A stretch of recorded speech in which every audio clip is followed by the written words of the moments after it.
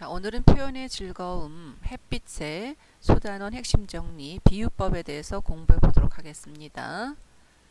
자, 비유란 무엇일까요? 비유란 글자 그대로 빗대어 표현한다는 뜻이에요. 자, 어떤 대상을 다른 사물이나 대상에 빗대어 표현하는 방법. 자, 비유는 빗대어 표현한다. 어떤 대상이라는 것이 바로 원래 표현하고자 하는 원관념이 되겠죠. 이 원관념을 다른 것을 통해서 표현하는 방법이 비유예요. 그러나 원관념과 빗대어 표현된 다른 것, 보조관념 사이에는 공통점이 있어야 됩니다. 공통점이 없으면은 비유라고 할 수가 없죠. 그럼 비유에는 또 무엇이 있을까요? 비유의 종류에는 세 가지가 있습니다. 자, 직유, 의인, 은유. 자, 비유법에 몇 가지가 있다고요?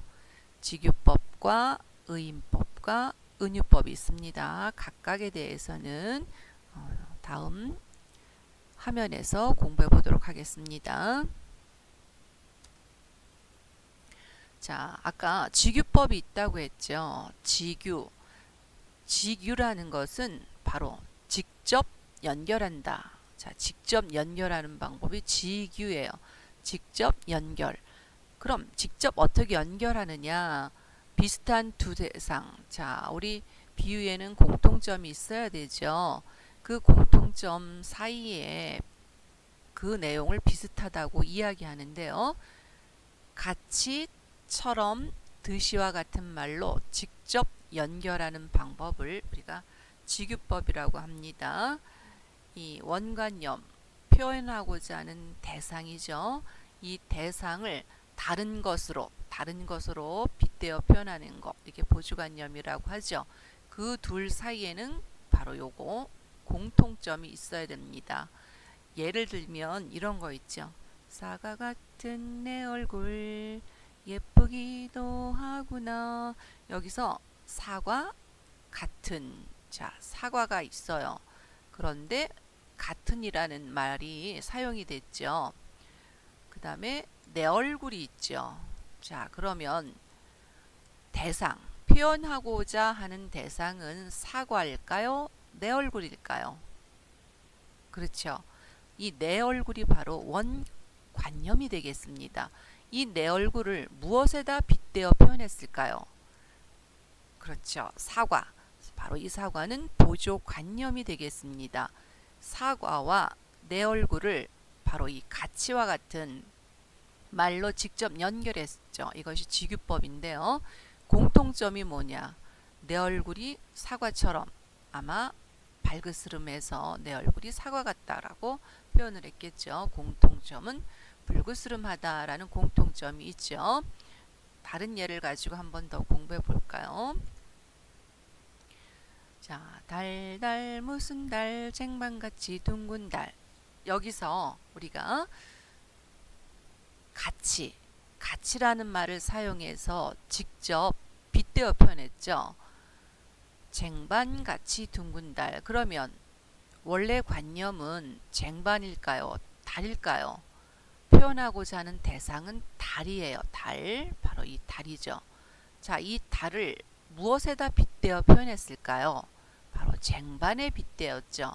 이 쟁반 바로 보조관념이 되겠죠. 달은 원관념이고 둘 사이의 공통점은 둥글다라는 공통점이 있죠. 이것을 직유법이라고 합니다. 자, 그 다음에 은유법에 대해서 공부해 보도록 합니다. 자, 은유라는 것은 무엇일까요? 비슷한 두 대상을 이어주는 말이 없이 간접적으로, 자, 직접 비유했다 그래서 직유법이고, 이거는 이어주는 말이 없이 연결한다 그래서 간접적으로 표현한다, 은유법이 되겠는데요. 원관념과 보조관념 사이에는 역시 공통점인데 이어주는 말이 없다라는 것이 큰 포인트가 되겠습니다. 어떤 예가 있을까요? 자, 여기 보면은 내 마음은 호수다 라는 말이 있죠. 자, 내 마음은 여기 호수가 아니라 갈대네요. 자, 내 마음은 갈대다라는 거에 원래 관념은 마음이 되겠죠. 마음. 그런데 빗대어 표현했는데 어떤 말이 사용이 안 됐죠. 직유법에는 뭐뭐처럼 뭐뭐같이 이런 말들을 인용해서 표현을 해서 그것은 직유법인데 여기는 그런 말이 없어요. 그래서 은유가 되겠죠. 내 마음을 갈대에 빗대어 표현했다. 자, 내 마음은 갈대다. 이거의 공통점은 뭐냐? 흔들린다는 얘기죠. 갈대는 바람에 막 흔들리죠. 그래서 내 마음과 갈대 사이의 공통점은 흔들리는 건데 빗대는 어떤 말이 없이 연결해서 표현했죠. 그래서 이걸 은유법이라고 합니다. 자, 그 다음에 마지막 비유법, 의인법이 있죠. 의인법은 사람이 아닌 것을 사람에 비겨 마치 사람이 행동하는 것처럼 표현하는 것. 사람이 아닌 사물이 나와야 되겠죠. 그런데 그것이 사람처럼 표현하는 거.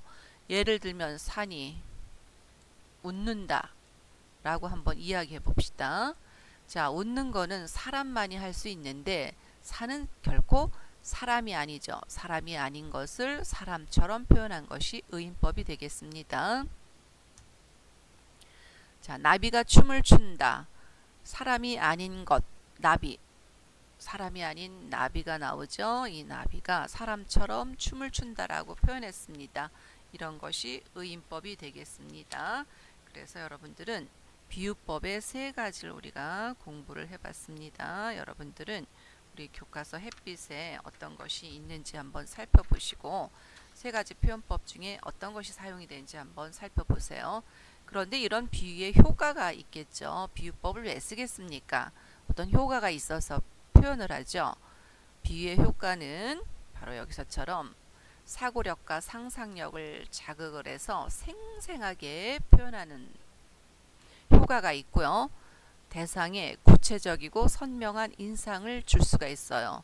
그냥 내 얼굴 이렇게 표현하는 것보다 사과 같은 내 얼굴, 그럼 머릿속에 사과 같은 이미지가 떠올리면서 내 얼굴이 그려지죠. 그래서 구체적이고 또 선명한 인상을 줘서 결국은 재미있는 표현이 되죠. 그리고 뭐 신선한 느낌도 될 수가 있고요. 신선하다.